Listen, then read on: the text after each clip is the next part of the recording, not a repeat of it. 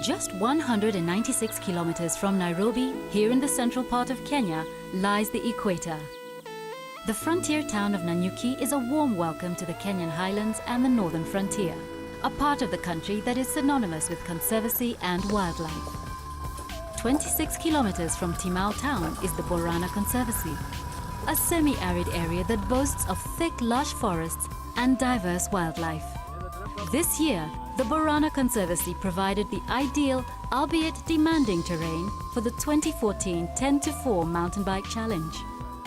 It creates awareness and it gets people into a beautiful bit of country and an important bit of habitat. This is now a sort of buffer for the World Heritage Site, which is Mount Kenya. So I think anything that creates awareness, and clearly we're happy to support this event as a venue, because I think it adds a bit of value also to the Mount Kenya Trust. The 10-4 event has grown since it began in 2012. It's about endurance, it's about the top guys, but it's also about inclusiveness. It's about making sure that the top Kenyan riders can participate. It's about getting riders from overseas who are really keen mountain bikers to come along, but it's also about families.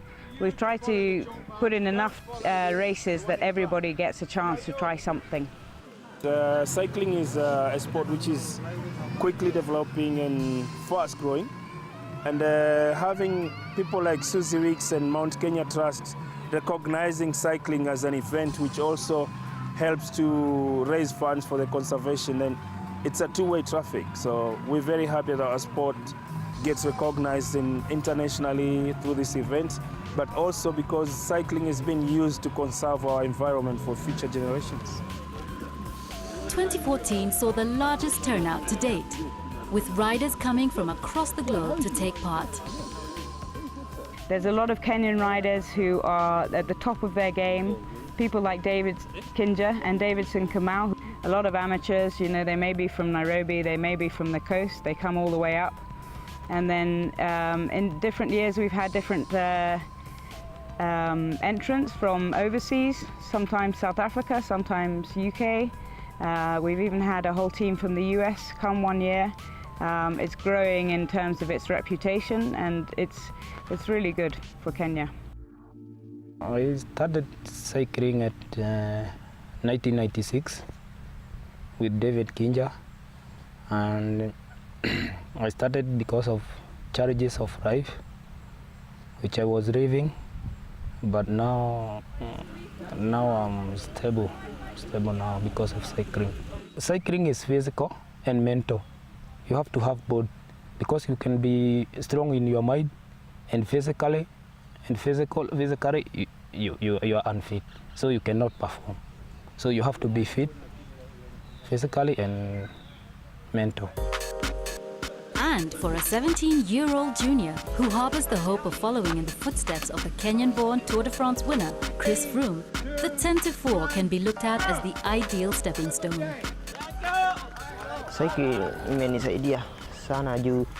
Cycling has always helped me since I was in school, and I used to pay my own school fees after winning a race.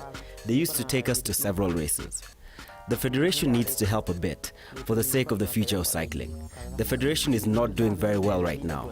Like, we normally don't go for international races. And you know, someone like me can win Tour de France because I train hard and with a lot of discipline. Sasa ni nini? Hiyo njia ya kwenda huko ndio hakuna. Sana sana kuna kwa hakuna. Unajua ukiamua unaweza puruka, unaweza puruka. So kuna wakati mmoja pia There are many people in the world who are like me. When you decide to do something, you can do it. So one day, I decided I could ride with one leg, and I did it. But I started doing it for fun and eventually realized that it was also a job, and it could help me in life. So I've been participating in events here and internationally, and I'm happy. 10-4 is one of the main off-road events on the Kenyan cycling calendar. And since it is one of the first of the season, it is often used as a warm-up for the year. So today we had the hardcore, and the hardcore is named that way because it's the toughest part of the event.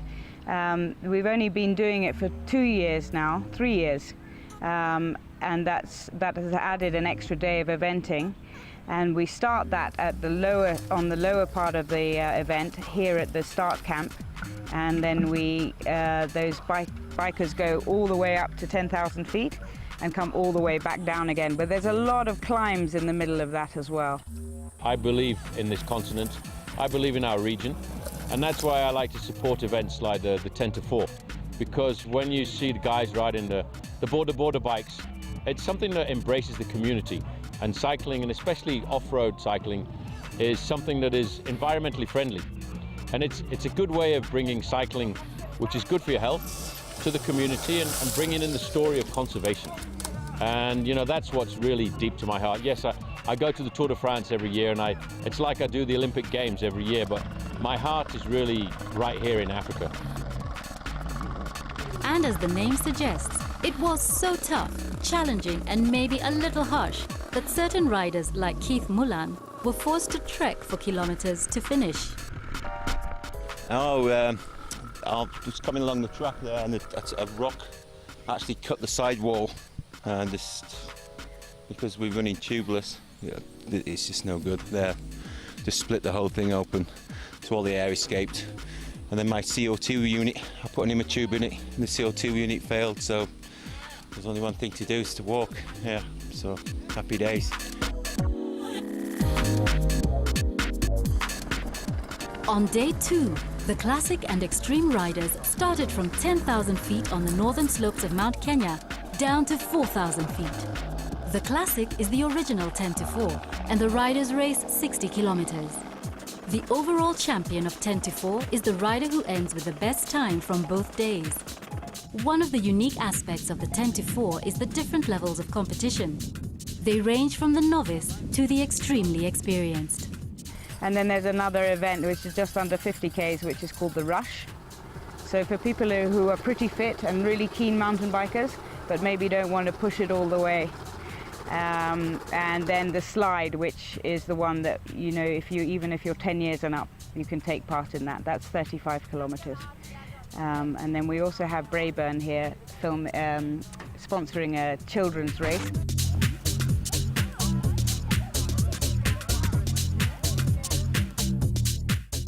I just had a broken arm, so I really wanted to do something really sportive.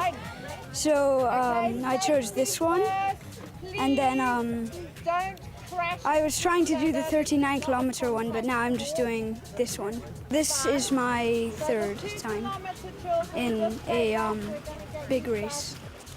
I just like it because it's fun and it's active. The 2014 edition of the 10 to 4 also showcased the vast improvements made by Kenyan cyclists in recent years, with Davis Kinuthia, or Caterpillar as he has been nicknamed by his peers, finished first in the two-day event. 24 imekuwa ngumu sababu siku mbili. Yesterday was all about climbing mountains, and today we're climbing down. And there are very few places where you have to climb up. I think my strongest point in mountain cycling is climbing up and climbing down. Na pia mtelemko yenye iko na skills. It is, yeah, first ever race actually, and I think a really good one to start off on. Brilliant race.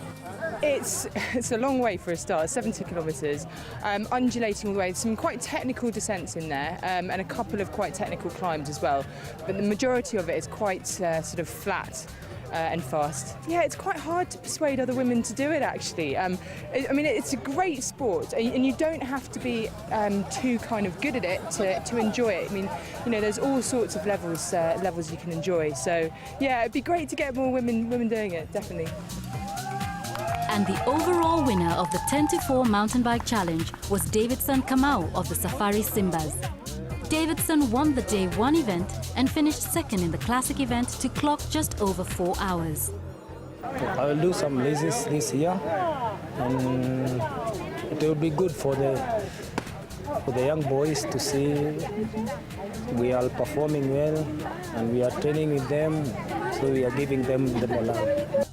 I think what's great about an event like this is it brings together sport, it brings together the community, because I've seen the people at the side of the roads here who really enjoyed this bike race. The kids coming out from school on the race on the first day, lining the streets to see the cyclists coming by and to cheering them.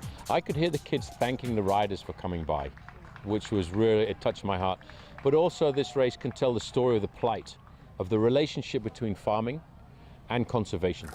The fact that we're going through a period at the moment in Kenya where people are concerned about poaching.